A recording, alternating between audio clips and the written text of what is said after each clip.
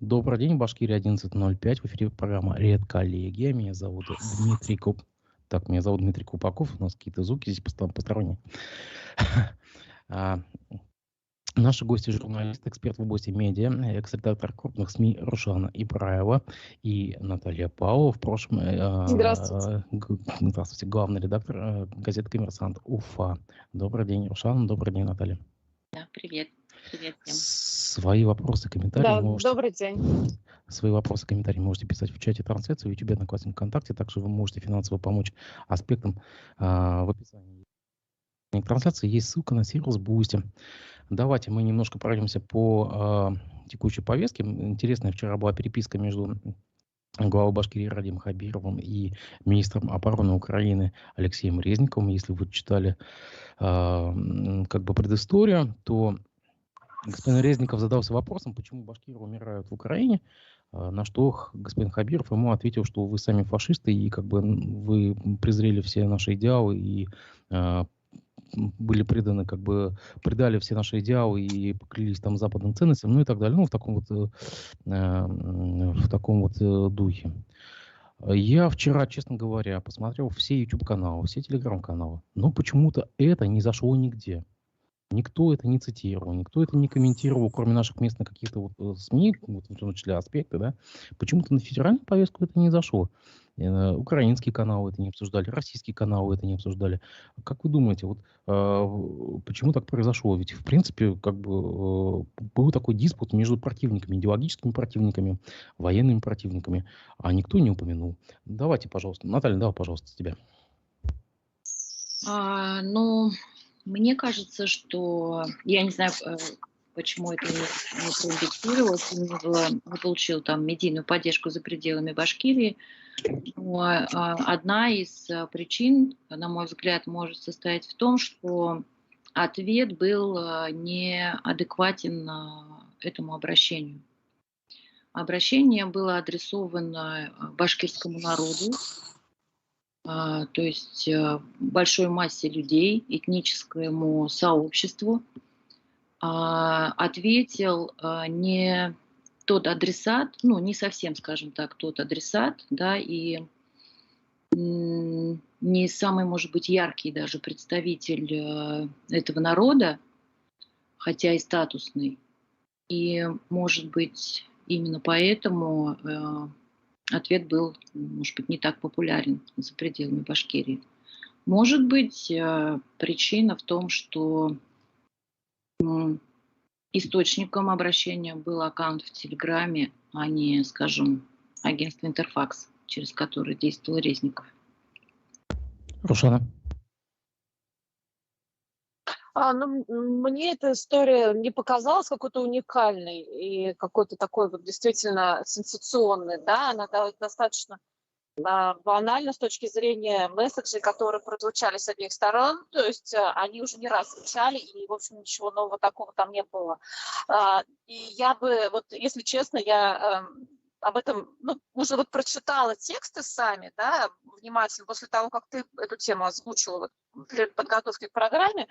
И меня больше заинтересовало что ответ Хабирова, он в ВК был, я давно ВК не читаю, и, в общем, не сколько сам пост, я больше читаю комментарии. Но и комментарии после таких обязательно программы, после каждого поста приходят те, которые должны написать ура, ура, вы все поддержали. Там, причем даже повторяются некоторые фразы, да, поддержки. А после этого, в общем, пост все использовали в основном, реальные люди, для того, чтобы опять вывалить там свои жалобы. Кому дров не дали, матери мобилизованы, у кого-то там в подъезде ящики почтовые сломаны, у кого-то дороги в селении, да, и тред, в общем, все про это. Глубично очень так все. Переписка Хабирова и Резникова, под низом книга жалоб, получается, сельская. Да, почитайте тред ВК, там все в этом духе. Не только сельская, там много городских тоже пишут. То есть вообще любой пост используется как вот я, например, в чате нашей деревни очень часто пишут, тут какая-то проблема обсуждается, и люди пишут, давайте все срочно идем на страничку Хабирова, если мы все напишем, ну, как бы об этой проблеме, то они начнут нам отвечать, и что-то сдвинется с места, да, то есть это такая, как бы, ну, универсальный способ решения проблем, и все, да, только вот у меня такое ощущение, что как бы вот для этого в основном, то есть мало кто читает пост, любой пост, последний, туда приходишь, комментарий, начинаешь жалобную книгу, открываешь и пишешь, что у тебя там произошло. Коллеги, а вы Вот когда-нибудь поэтому и обсуждения нет особого. в прошлом замечали такие вот диспуты, вот, чтобы между главой региона там и каким-то другим государственным деятелем другого соседнего государства были такие диспуты в вашей вот профессиональной деятельности, такая вот виртуальная переписка? Ну, я не помню, что прямо вот чиновник, высокопоставленный чиновник другого государства обращался там в какой-то локальной общности на территории России. Ну, не те были времена, но такие ответы, реакции, они практиковались. Я даже думала, вот, спасибо, кстати, Дим, твой вопрос меня так откликнулся, потому что если бы это происходило во времена Муртазы Губайдуловича, то ответ был бы не от него. Ответ был бы от маленьких национальных сообществ на территории Республики Башкортостан. То есть министру обороны ответили бы условно Курултай-Башкир, Собор русских, Конгресс татар, какое-нибудь образование марийцев и чувашей. Вот это было бы, ну, может быть, мне тогда это казалось заход немножечко такой искусственный, но за этим просматривается какая-то общность. Может быть, это было бы с точки зрения легитимности этого ответа, может быть, посильнее, чем вот когда чиновник ответил чиновнику, да. И, ну, я просто хотела вдогонку, да, своей предыдущей реплики сказать, что стилистика у двух обращений она совершенно разная. Первое обращение, оно попадает в какую-то такую сердечную чакру, мне кажется, потому что поднимает вопросы витального характера, вопросы жизни, за что люди готовы отдать свои жизни. А в ответ он очень кровожадный, он такой, он не про Ответ Хабирова, ответ Хабирова имеешь в виду, да? Вот ответ Хабирова, он кровожадный. Да, уничтожали, будем уничтожать, очень такая воинствующая стилистика, агрессивная, ответ агрессивный. Рушана, ты маркетолог все-таки, я вот хочу у тебя спросить, смотри, коль месседж Резникова был, в принципе, адресован башкирам, это целевая аудитория, то есть башкирский этнос, да, у нас вчера здесь Евдокимов был в эфире, Николай Евдокимов, политолог, он заметил, а кому был адресован месседж Хабирова, кто его адресат? Это кто? Украинцы, башкиры, русские, кто именно? Ну, я думаю, что адресат это, собственно, ну, это как бы адресат Москва, вот так скорее. Ну, то есть это такая... Старая почта, что ли? Послание вот своим же, да, то есть что мы с вами. То есть, по сути, он просто это для Кремля просто продекламировал? Ну, мне кажется, ну, то есть не в смысле вот там Кремль, да, именно там какие-то конкретные люди, а вообще в целом, то есть надо было ответить, что да, нет какой-то вот нет отдельных там башки, которые вот чего-то там замышляют, а что мы с вами, что мы единый народ, что вот мы в русле вообще федеральной политики живем. Наталья, ты согласна с этим? Да, я кивала, я согласна. Я думаю, что вообще в политтехнологической среде есть такое мнение, что вот на какие-то вещи отвечать не надо, потому что это только усиливает как бы вот сигнал, который от ньюсмейкера от генератора новости поступил. Ну, я как бы с этим никогда не соглашалась и думаю, что ответ должен быть, но ответ должен быть конгруентен вызову.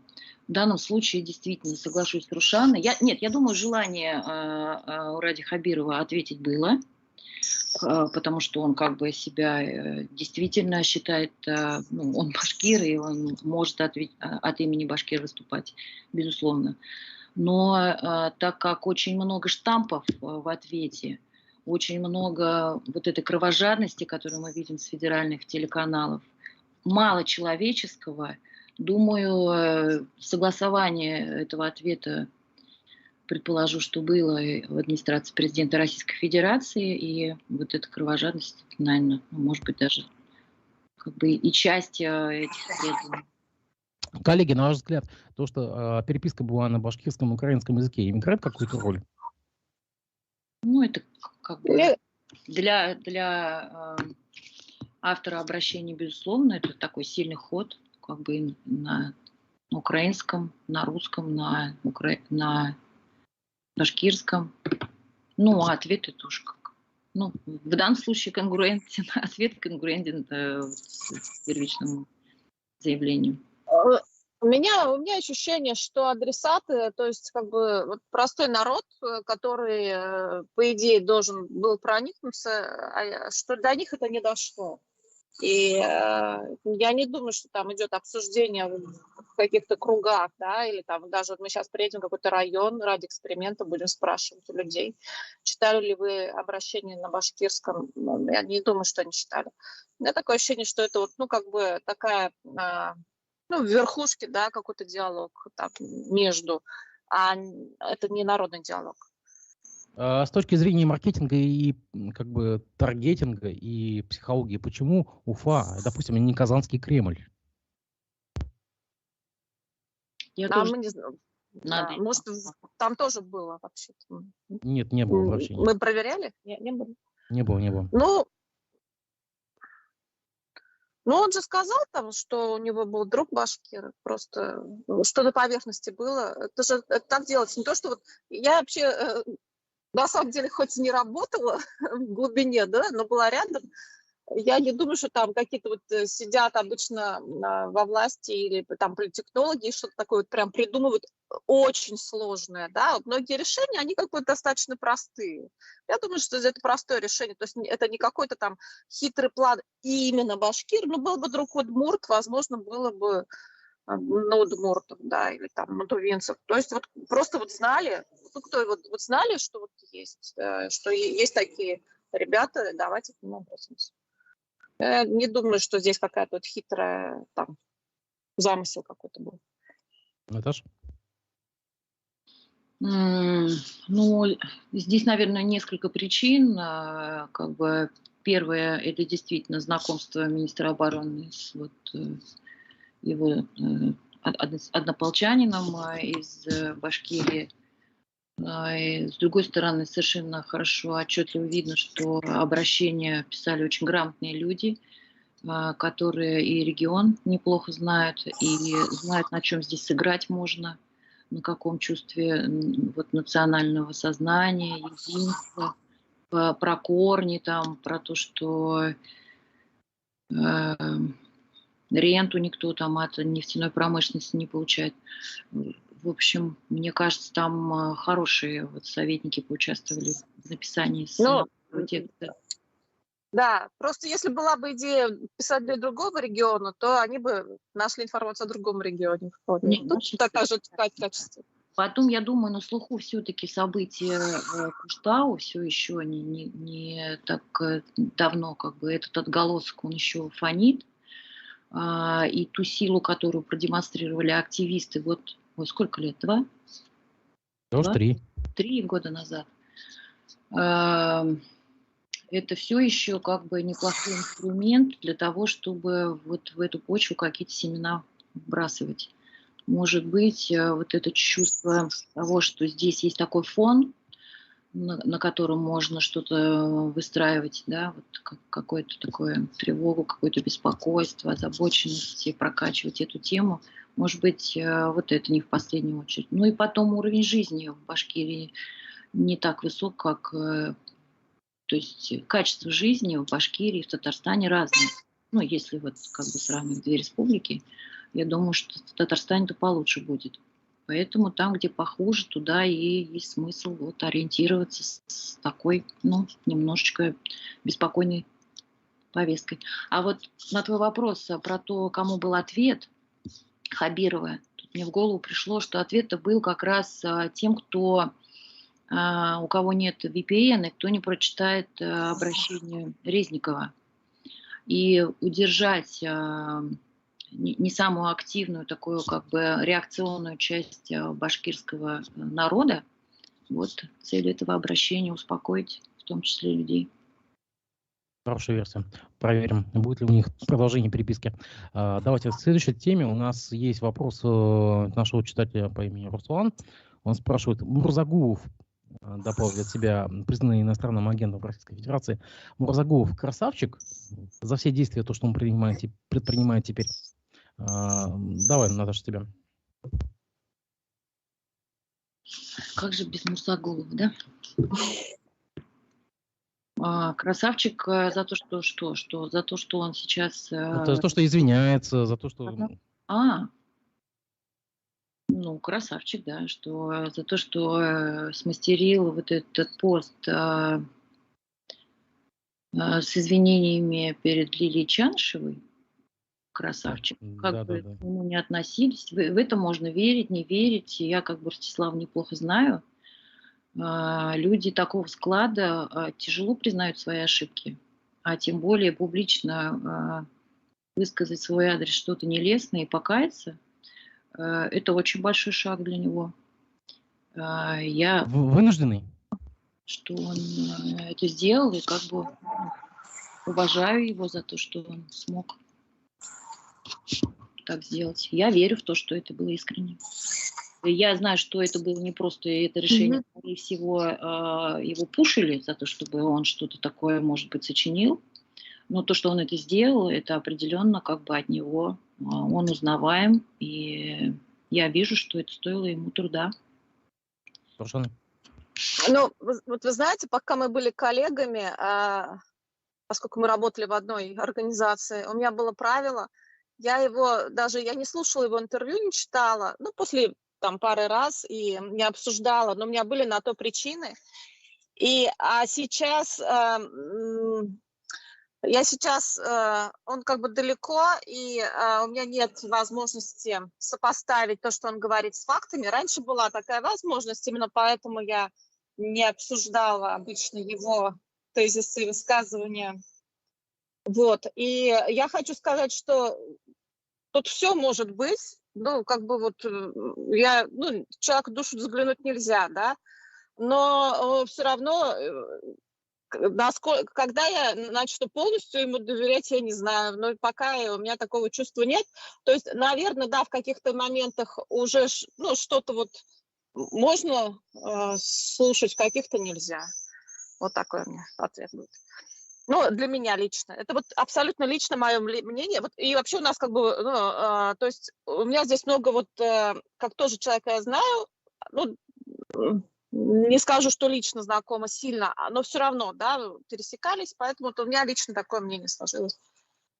Сейчас на него пытаются повесить очень многие проблемы, следствие проблем. Ну, допустим, там состояние футбольного клуба Уфа, там еще что-то. На ваш взгляд, это такая небольшая месть или просто попытка найти крайнего за его счет? Рушан.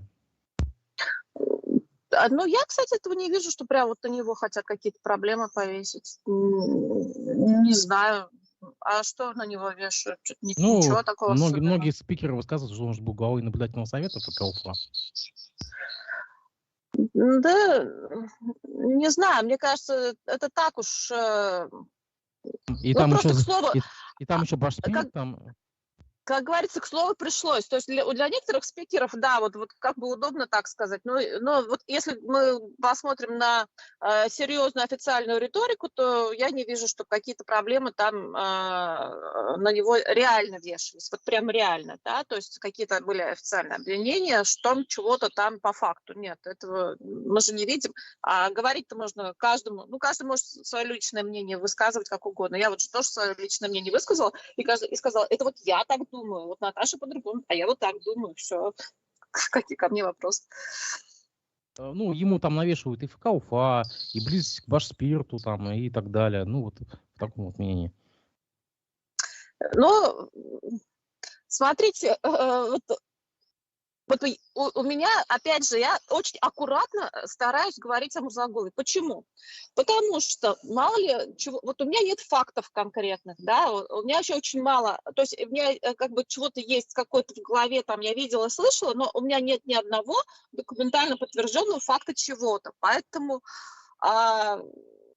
когда ты официально, ну не официально, а медийно что-то громко о чем-то говоришь, и про какого-то человека говоришь, что надо каждый раз иметь, понимать, что нужно потом, если что, за базар, извиняюсь, отвечать, да, и чем-то подтверждать это.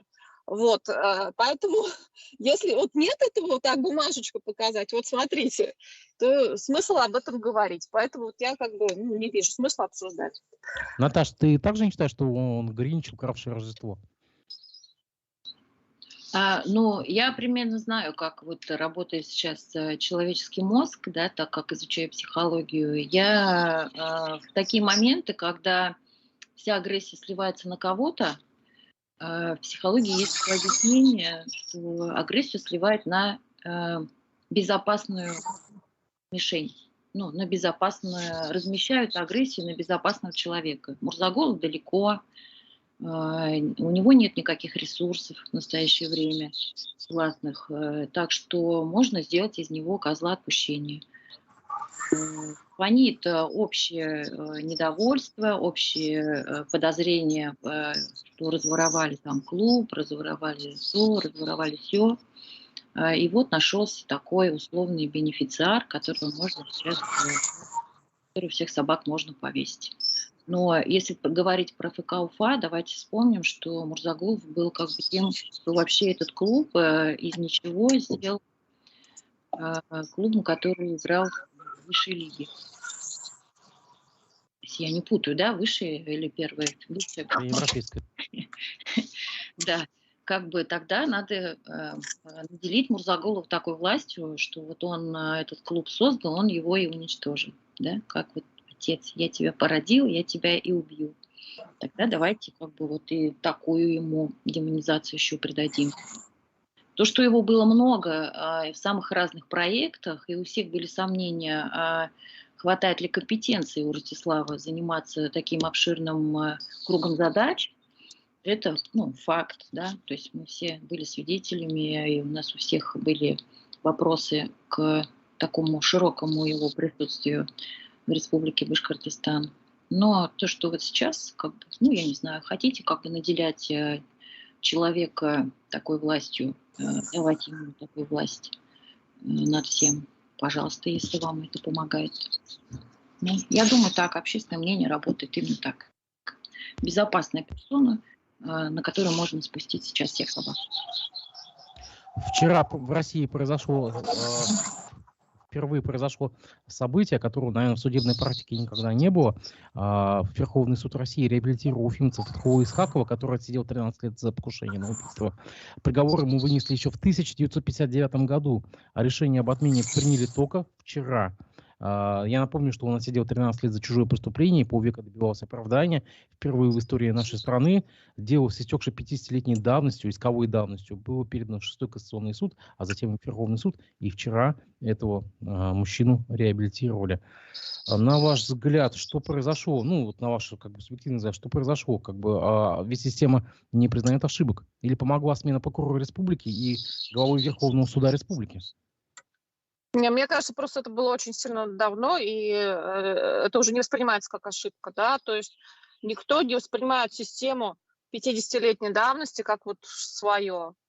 Это первое. Ну, то есть, как бы вот такое слово вот, не жалко, да, вот уже не жалко его оправдать было никому. Ну и адвокаты молодцы. Я думаю, что здесь вот все-таки большую роль надо отдать тем, кто занимался этим процессом. Наташа? Я добавлю, да, мне очень нравится финал этой истории.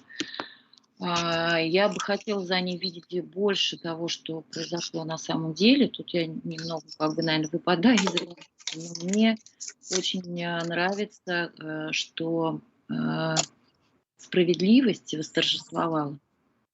Такое забытое уже ощущение, когда что-то делается так, как должно быть сделано. Во-вторых, я бы хотела увидеть за этим какой-то поворот судебной системы в сторону того, чем она должна заниматься, и такой разворот гуманизации. Я хочу видеть, может быть, я переоцениваю это решение суда, но на фоне СВО, на фоне того, что мы видим, когда очень большое количество людей погибает, десятки тысяч людей, спасение пожилого человека от перспективы того, что он уйдет из жизни с таким грузом, и судья, которая когда-то вынесла такое решение в отношении него, или вынесла, останется, это решение останется в истории, мне было бы тяжело думать о том, что сохранится именно так. Я бы хотела, чтобы такие развороты, они становились практикой, чтобы судьи помнили, какая власть над человеческими судьбами у них есть, и что они могут, чем завершаются их ошибки для людей, и как много они могут делать, если будут делать свою работу правильно. Ты стала очень доброй, мне кажется, после того, как перестала быть редактором. Я напомню, что Да.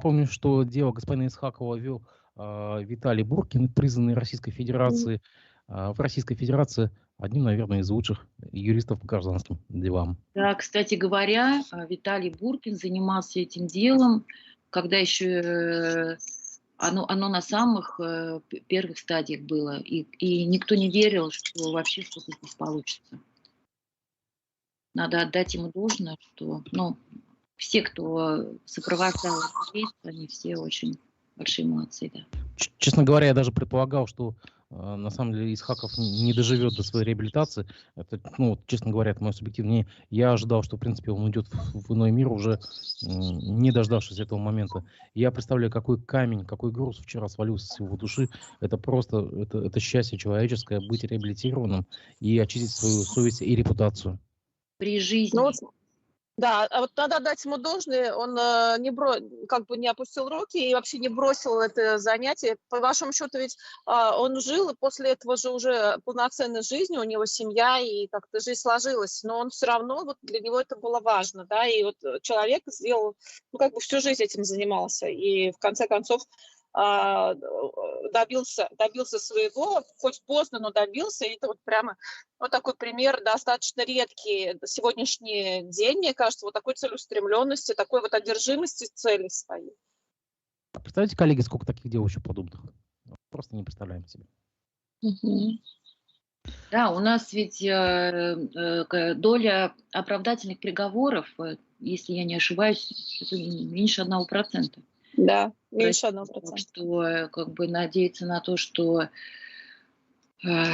суды наши работают качественно и выносят решения справедливо, к сожалению, пока не приходится. Но я как-то делала интервью с одним известным человеком, который сейчас работает в законодательном органе, и он 25 лет работал судьей, он мне сказал, что у него за всю практику не было ни одного оправдательного приговора, и это его предмет его гордости. То есть возможно, я не совсем тогда поняла и постеснялась спросить, а почему это хорошо?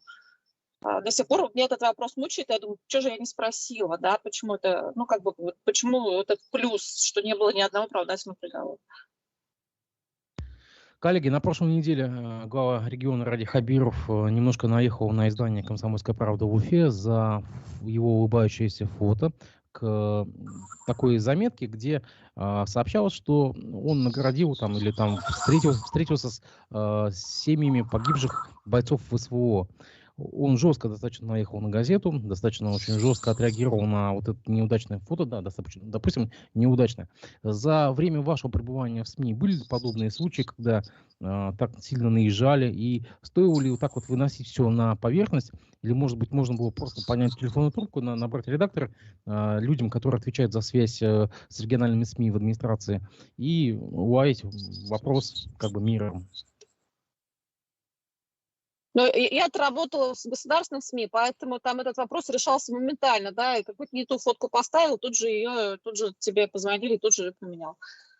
К фотографиям всегда было довольно-таки трепетное отношение у всех, не только у Хабирова. Я помню, с Хамитовым там было очень много историй там по фотографиям. Да у всех всегда с фотографиями, довольно-таки так внимательно смотрят. И в плане того, что этот кадр, какой смысл несет, и в плане эстетичности вообще. В принципе,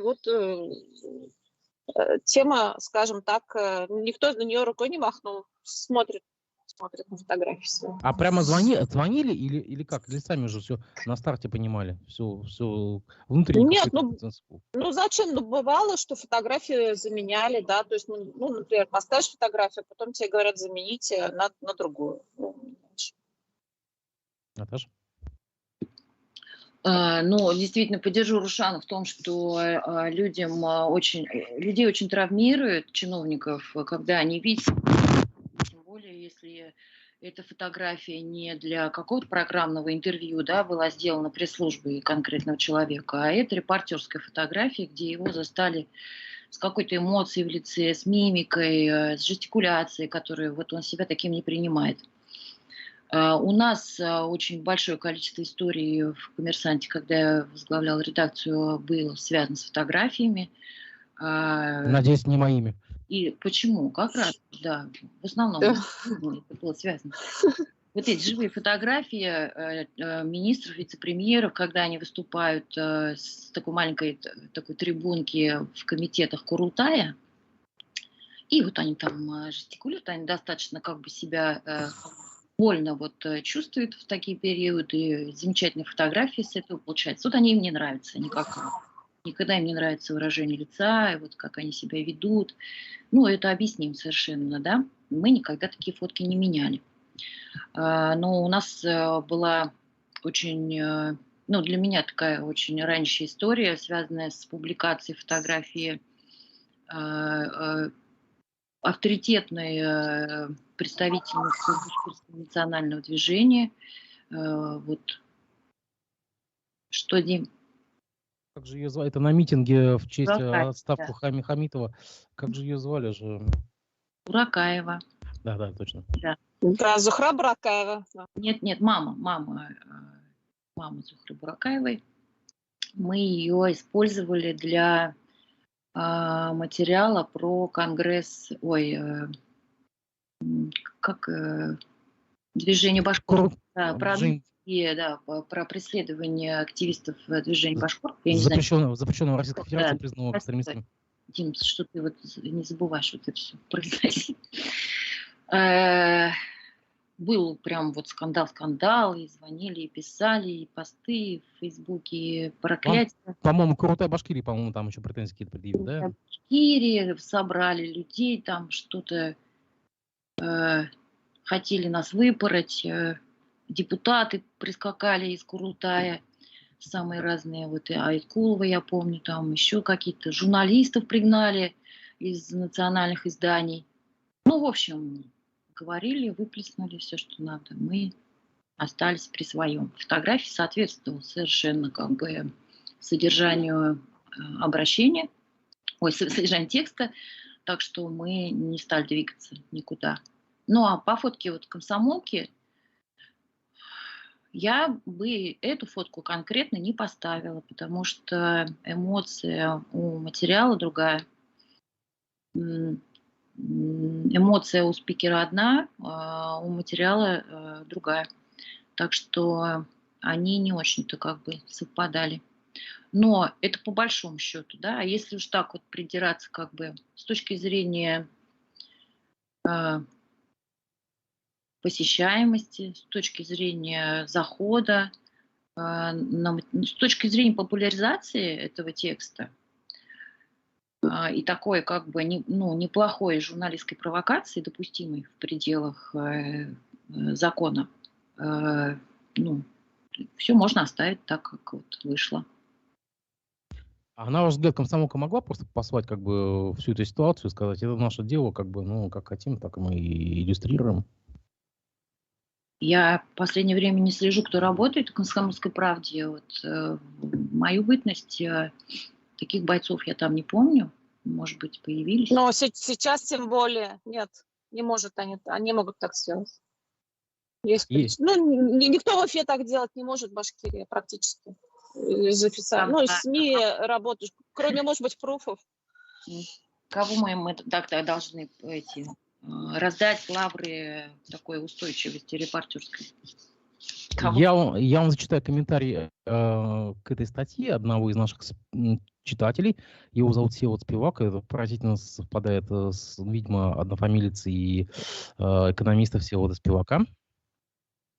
Он пишет: забавно, когда сам Ради Хабиров во время СВО публикует поздравления граждан республики с Новым годом в шапке с крупным логотипом Ора Пьяна, один из самых дорогих одежных брендов, это ответственный лидер. Когда он поздравляет нас 23 февраля на фоне супердорогого винного холодильника, это патриот. Когда Ради Фаритович встречается с многодетными матерьми под дождем, и лишь его прикрывают только зонтиком, а женщины стоят восторженно под ливнем, это башуги. А когда журналисты опубликовали улыбку, это недоумки. Давайте, кто может прокомментировать? Хороший комментарий, спасибо Всеволоду. Вот насчет всех вот этих случаев, которые он перечислил, знаете, мне такое ощущение, что никто вот уже так сильно не заморачивается тем, что подумают, вот кто что подумает. Ну, то есть политтехнологи и те, кто за этим следит, за этим сильно не следят, да. То есть и думать о том, что вот люди чего-то там обсуждают и как-то они на это реагируют. Вот у меня такое стойкое ощущение, что особенно за последний там год, полтора-два перестали реагировать, как-то вот. Нет уже такого чувства, что то, что написано там в газете или то, что вышло по телевизору, это вот прямо какое-то такое событие, что надо это обсуждать. Не, погодите, раньше же, по-моему, администрация главы смотрела, помните, там Артем Валиев там был, иногда звонил там и говорил там, вы то-то, то-то там подкорректируете, это неправильно, то-то, то-то, там еще что-то такое. Было же что-то такое подобное, да, ведь? Кто-то у нас спрашивает, Жанна, здесь, да? Да, я здесь, у меня просто иногда в телефон звонит и все прерывается.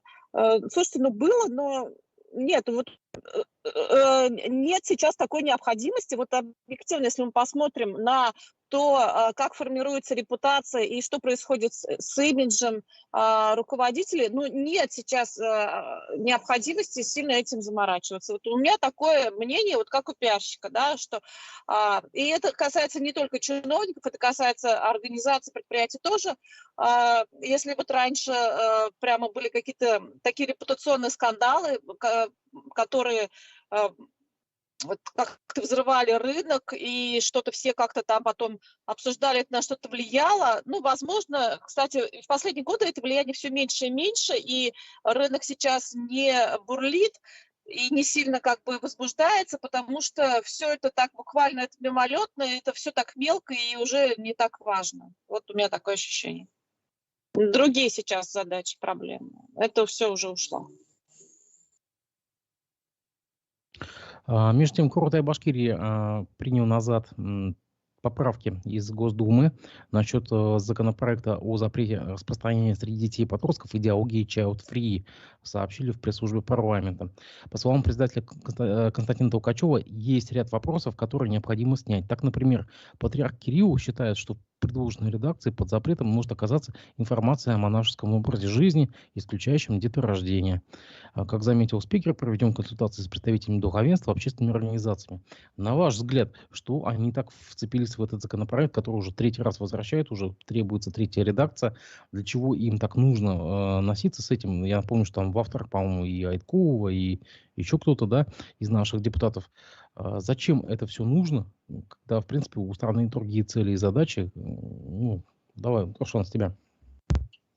Да, вы знаете, у меня есть такая версия. Это я тоже недоумеваю, да, то есть вот много чего есть решать. Вот эта проблема child-free среди подростков, вот я мать 2 подростков, я очень плотно общаюсь с их компанией, там прям хожу с ними в походы, езжу в поездки. Я вообще не понимаю, о чем речь, да, чего мы хотим, где агрессия child-free, кто они, где они ходят и каким образом они воздействуют, где они в медиа, нет их. Но эта тема, как и тема там связана с ЛГБТ и прочим, это такой легкий, быстрый способ поймать хайп, сделать на этом карьеру. И этим вообще пользуются вот все, кому не лень, для кого это актуально, да. Вот оседлал ее, и такой ты постоянно в повестке, и ты такой хранитель традиционных ценностей, соответственно, ты прямо в мейнстриме, в тренде, ты такой вообще молодец, вот тебе должность, и медаль, и внимание, и так далее. Все делал хорошо, старался. Старался, вот молодец. У меня такое вот, это вот мое мнение. Наташа? Ну, на какой вопрос здесь рассуждать? Как бы почему этот закон вообще родился и почему его продолжают пропихивать? Ну да, соглашусь я, в том числе и с Рушаной, что автор закона такой неплохой старт для их карьеры или продолжения их карьеры, или их карьерного роста в политике, потому что тренд запретительный соблюдается, тренд на консервативные ценности соблюдается, вот эти скрепы и семейные ценности, и повышение рождаемости, будущее страны, все как бы немножечко в эту тему попадает. У меня вот вопрос возникает к авторам проекта, что у них в семье происходит, в связи с чем у них эта тема фонит, почему их беспокоит, что у них их дети могут принять решение, да, допустим, какое-то время там не рожать детей, или вообще, почему их дети не хотят рожать детей. Что произошло в семье такого, что дети отказываются от продолжения рода. Вот Слушайте, это интересный. так дети не должны хотеть рожать детей, это же нормально. Вот я первый ребенка родила в 30, до 30 я была child-free. Мне, например, скажу 26 лет, Рушана, давай ты родишь ребенка. Я бы сказала, не, ребята, я что-то пока не готова к этому. Это нормальное явление. Пусть они не хотят рожать детей, там, до скольки, пока не созреют, они созреют. Ну, то есть любой человек все равно меняется с годами и придет, да. Ну, странно, девочки там или мальчику в 15 лет говорят, вот я ведь хочу 3 детей иметь, да, я женюсь, обязательно рожу. Ну, не знаю. Мне кажется, это как-то все... Это, да, что-то из... Я общалась как с казаками в одном походе, и там ребята молодые, совсем юные, вот они так рассуждали, да, мне нужна жена, хорошую девочку сейчас найду, женюсь, и у нас будет много детей. Вот это, видимо, такое воспитание должно быть сейчас у всех детей, как казаки. Ну, очевидно, что здесь вообще как бы нет способности принять чей-то выбор, вот у людей, которые родили эту инициативу законодательную. Ну, а сам разворот очень, очень интересный, что РПЦ вмешалась как бы со своими замечаниями. Я вообще в последнее время замечаю, как легко разбить вот эти вот иллюзорные общности, да, вот люди вроде один одевает белое пальто и думает, что вот он такой белопальтошный, и все такие рядом с ним белопальтошные, но потом он замечает, что у кого-то вот оно не такое беленькое, вот у него белее. И здесь то же самое. Все такие в скрепах, да, хоба, а выясняется, что и скрепы, они тоже такие не совсем однозначные, а у кого-то вот она немножечко другая. И когда вот ты сталкиваешься с такой реальностью, хотелось бы, чтобы люди делали выводы, да, о том, что вот люди, они не одинаковые, не надо все под одну гребенку грести, не надо запреты тотальные на все вводить. Подумай вообще, что с тобой происходит, почему ты хочешь именно вот закрутить какую-то там гайку. И не только себе, а еще кому-то, не только своему ребенку, но еще там всем родителям. У меня 15 лет был кот. Ну ладно. Давайте к теме на этой неделе. Последний звонок. В среднем более четверти выпускников из Башкирии уезжают. А из хороших школ это почти до 90%. Тенденции обратной пока нету. На ваш взгляд, как эту тенденцию можно переломить или просто можно уже забить? Мы уже привыкли к тому, что наша молодежь уезжает. Пашан.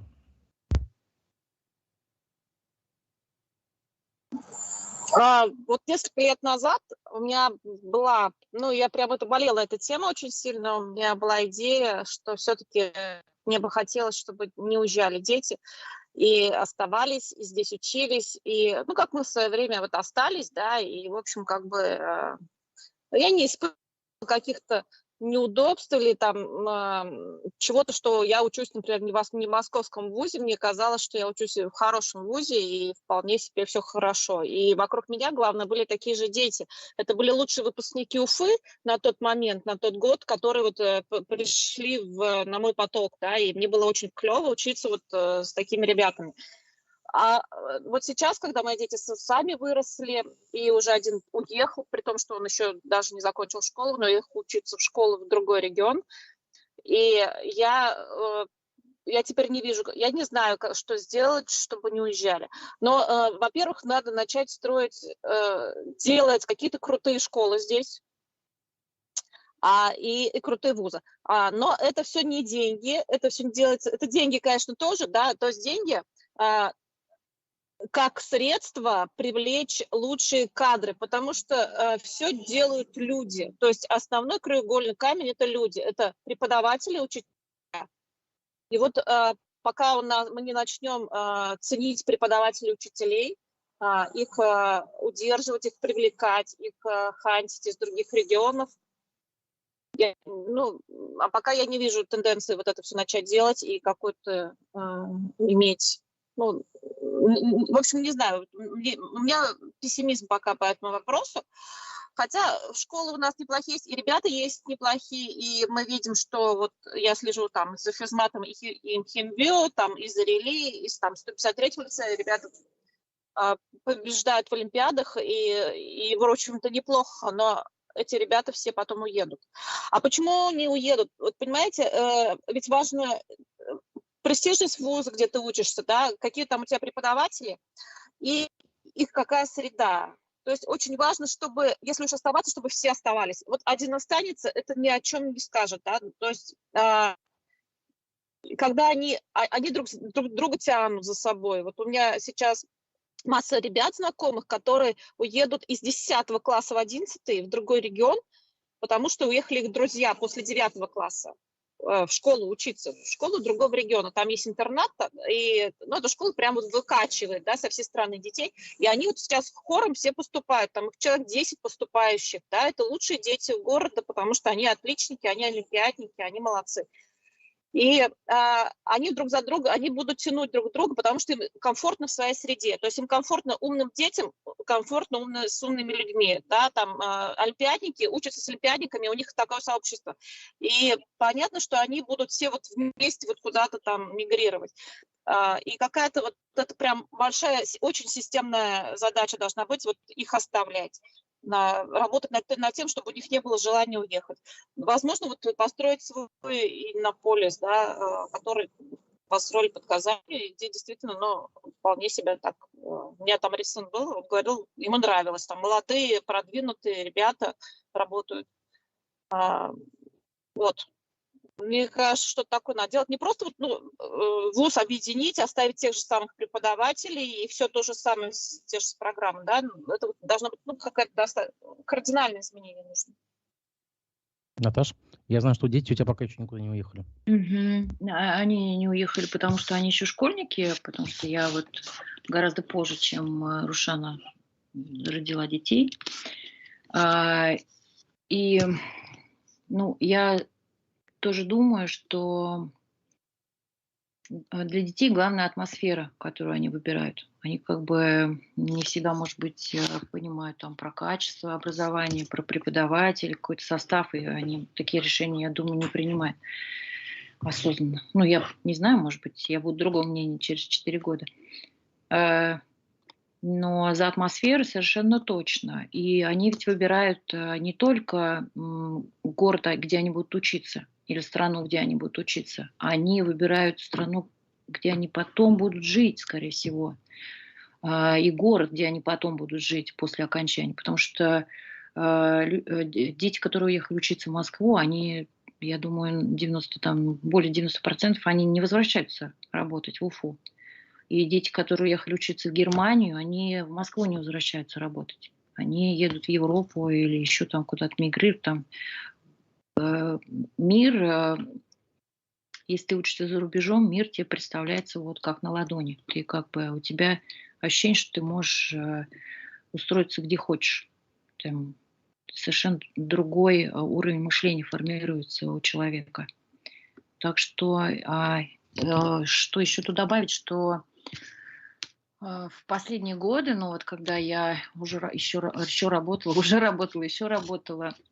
сложилось впечатление, что в Уфе система высшего образования построена совершенно на, кроме как коммерческой основе, как будто бы интеллектуальная составляющая всегда была вторична. То есть нужно было много платить, и вот у тебя будет диплом. Откуда бы ты там ни приехал, ты вот заплатишь, купишь такой экзамен, купишь секой экзамен, и потом вот черти каким-то специалистом выйдешь, но зато и ты там можешь сидеть, там лечить и на взятках работать. Вот когда я близко столкнулась с системой здравоохранения, я поняла, что тут нужно прямо выцеплять каких-то штучных специалистов, которые компетентны в своем деле. Что страшно попасть в больницу, страшно пойти к врачу, потому что он тебя или залечит, или не долечит. И вообще доверять как бы медицине очень страшно в Уфе. Мне было. И с чем я могла это связать? Только с тем, что это выпускники БГМУ, которые вот таким образом отучились и таким образом работают. Вот сейчас дети же растут в соцсетях, они немножечко не в реальном мире находятся. Я не помню, чтобы какие-то наши вузы, что-то там прокачивали, да, чтобы какие-то звезды, я не знаю, БГУ, там БГМУ, БГПУ или нефтяного, что-то там жарили вот про свои вузы, как там круто, как там зашибись, какие там преподы и вообще что там происходит такого замечательного, что они потом устроились на такую замечательную работу там куда-то. Такого я не вижу. Вот я, да. Про соцсети прокомментирую, потому что они ведутся они не для, такое ощущение, не для детей. Вы читаете, да, там сплошные, это такие чиновники между собой ведут соцсети для того, чтобы показать начальству, какие они молодцы и как они в правильном русле все там делают. Это первое. А второе, я вот сейчас думаю о том, что все-таки преподаватель вуза – это очень важный человек. И преподаватель вуза, он не может быть, он обязательно, он классный, когда вот это думающий человек, когда это свободный человек. И вот, никому такие преподаватели сейчас не нужны. И, в Москве остались еще, да, они как-то работают, хотя тоже сейчас их становится все меньше и меньше вузов. Но то есть человек, который, вот, ты же когда студентам, вот не просто бу-бу-бу читаешь и все, да, я 6 лет работала в вузе, ты ведь с ними обсуждаешь это, а студенты, они непосредственные, вот им все интересно, и они так и спрашивают. Они приходят с наболевшим, они посмотрели новости, приходят и говорят, вот почему так-то? А что вы думаете про это? И ты как-то должен с ними разговаривать. И если ты, просто тупо читаешь то, что ты прочел, и не рассказываешь примеры из жизни, как-то это к практике не привязываешь, ты не совсем такой преподаватель, да, ты просто зачитатель учебника. Поэтому вопрос с преподаванием, мне кажется, это как бы ключевой сегодня. Кто готов вот так преподавать с детьми, кто готов их развивать, кто готов спорить с учеными, в научном дискурсе каком-то участвовать. Вот это все ведь открытый сейчас вопрос. Да, и вот у меня было недавно касание из БГУ, да, вот такое как бы мимолетное, когда я выбирала вуз, где я буду получать второе образование, мне очень повезло, что я напала на проект Томского государственного университета. И параллельно я хотела еще подключиться здесь на месте к одному направлению БГУ. И что вы думаете, это совершенно разный уровень организации. То есть совершенно разная стоимость обучения в пользу Томского государственного университета и совершенно несоответствующий уровень организации. Вплоть до того, что вот записи лекций нет. Просто не... Ну, ты платишь, но ты даже не сможешь подключиться к лекции, которую ты пропустил в Уфе. Такая не клиентоориентированность, такая большая разница в организации, в подходе. Ну, вообще вот, что ты выберешь? Конечно, не Уфу. Я извиняюсь, коллеги, просто пока мы здесь беседовали, меня в школьном чате уже, да, меня подсадили на покраску стен в классе. Так что да. Вот, у меня такой вопрос. Смотрите, под конец года вдруг неожиданно всплыла такая тема, как социальная платформа Сферум, куда должны перейти родители и школьники почти в принудительном порядке. Я хотел бы узнать, у вас тоже так же было? То есть мы должны перейти все в эту социальную платформу, которая заменит Zoom, WhatsApp, напомню, компания Мета признана экстремистской в Российской Федерации, для того, чтобы заменить западное программное обеспечение в образовательной сфере. Ну, у нас ничего такого не было, я про это читала в новостях, но наша школа эту тему как-то пока не педалирует. А зачем переходить в сферу? Ну, если не хотят WhatsApp, давайте Telegram, он же еще не запрещен вроде как. Ну, это типа замена Zoom. Ну, у нас все вернулись в офлайн, так что у нас и Zoom нет. Но у нас ничего не происходит пока, вообще никаких движений. Пока у нас в чате исключительно про то, что мы проголосовали в праймерис срочно. Да, то же самое было. И скриншот прислали. Да, обязательно. Голосуй сердцем, да, Рушана? Да. Между тем, блогер Анастасия Ивлева проверяет на неуплату налогов. Я хотел у вас узнать, коллеги, решили всех инфо-цыган и коучей раскулачить, или это просто такой вот учет или попытка прикрыть всех таких товарищей и деятелей? Ну, тут, наверное, несколько задач. Во-первых, есть задача пополнять бюджет всеми возможными способами. И блогеры такие, как бы, наверное, представляются какими-то состоятельными людьми налоговой инспекции. Не знаю точно, как это обстоит в действительности. Ну и, как всегда, отстрел ярких представителей своего поколения любыми возможными способами. Рушана? Ну, тут я соглашусь, да, что нужно пополнять бюджет, но и, в общем, если мы посмотрим правде в глаза, там действительно, на самом деле, рынок это дикий. Он, конечно, вот сейчас, ну, как бы начали его цивилизовывать достаточно жестко, да, вот прям так, все, сразу там дело. Но это сейчас методы такие, жизнь такая, мы видим, что вот только как бы таким методом действует, но то, что вот действительно, то есть вот, это же не просто какие-то придуманные обвинения, да, то есть, ну, на самом деле, да, налоги никто не хочет платить, не платит, ну, это можно тоже понять, а деньги очень большие. Я и сама покупала и брала какие-то там вещи, ну, то есть просто ты наличку переводишь, и все. Я уверена, что там большая часть этой налички там... Ты пользовалась услугами коучей? Серьезно? Угу. Что? Ты пользовалась услугами вот этих коучей? Ну, я вот вот знаешь, во-первых, я бесплатно какие-то пыталась, ну, мне просто, вот, мне интересно, да, я как бы смотрю, что вот все мои знакомые побросали там все свои реальные работы и стали вот зарабатывать на этом. А поскольку мне тоже хочется на чем-то заработать, я просто этот рынок решила изучить, в том числе и как клиент, и недорогие какие-то вещи брала, ну и брала курсы совершенно практичные, да, там связанные с ведением соцсетей и так далее. И ну, была клиентом, изучала, что это такое, что дают, в том числе как и коучи. Надо сказать, что пока мне из коучей вообще никто вообще не зашел, не понравился. Я как бы до этого уровня доросла, что человек практично, мне не хочется вот как бы пощупать результат, понять вообще, о чем речь идет, а там достаточно много воды. Ну, по крайней мере, из тех, кого я видела. А между тем, МВД России сообщил о пресечении деятельности группы, которая подозревается в вымогательстве денег у граждан за счет телеграм-каналов. В сеть телеграм-каналов вошли телеграм-каналы «Содовая», «Башкирское жало», «Уфимская куница». Вы вообще что-то слышали о таких телеграм-каналах? Кто они вообще такие? Известны ли? И есть ли в Башкирии практика покупки блока на негатив?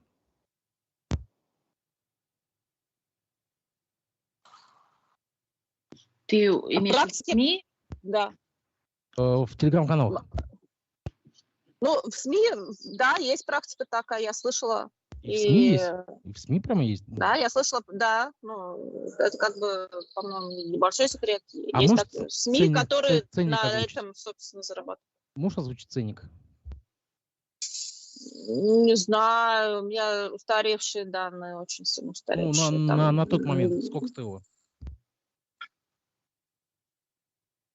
Ну, там бывают очень разные способы купить блок на негатив, да, там, например, контракт какой-то годовой, который там на размещение чего-то, тем самым ты одновременно в этот контракт закладываешь и блок на негатив. Ну, то есть, не могу сказать, что ценники у всех разные, но там нормальные такие большие цены, как стоит реклама в крупных СМИ. А про телеграм-каналы вообще ничего не слышала никогда. А вот эти вот три канала ты вообще никогда не слышал ничего? Уфимская куница, Содовая, Башкирское жало, да? Ничего про них не слышала. Я тоже, к сожалению, не знакома с бизнесом в Телеграме, и у меня всегда возникали вопросы, как вообще здесь люди на чем-то, как они капитализируют как бы вложения в телеграм-канал. Так что про телегу ничего не могу сказать. Что касается СМИ, действительно, есть практика блокирования, насколько я знаю, что и даже не блокирование, а развороты есть редакционной политики от такого как бы критического фона к нейтральному и с выходом на позитивный.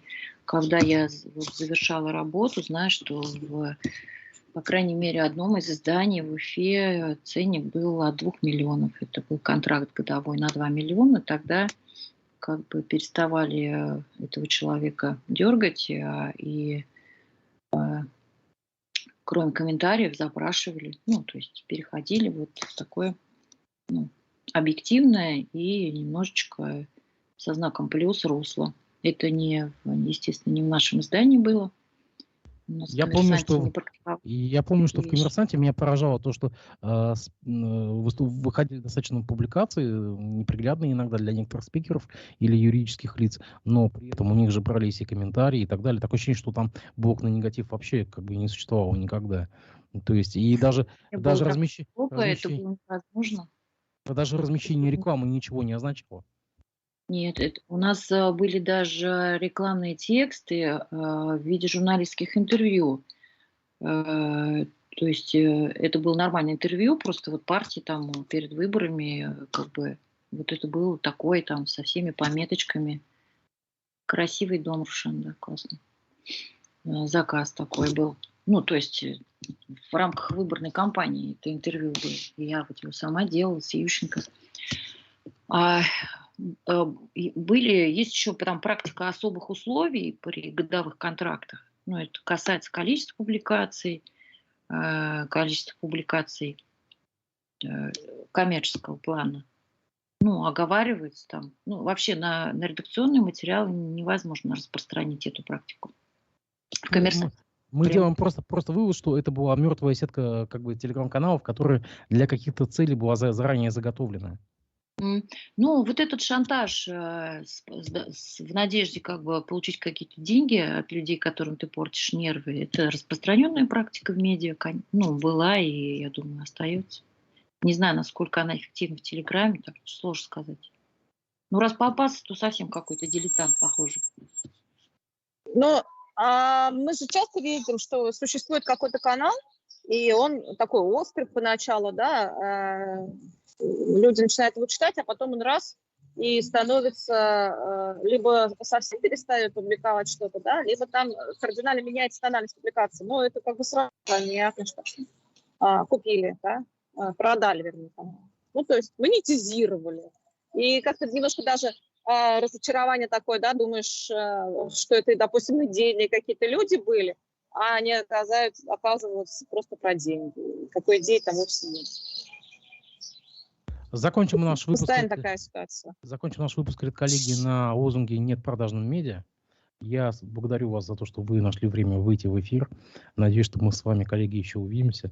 Благодарю всех, кто Как у нас... в старые добрые времена. Как в старые добрые времена. Я надеюсь, что это еще продолжится. Мы с вами будем встречаться, беседовать, обсуждать актуальную повестку. Рошана, Наталья, спасибо вам большое. Рада была вас видеть.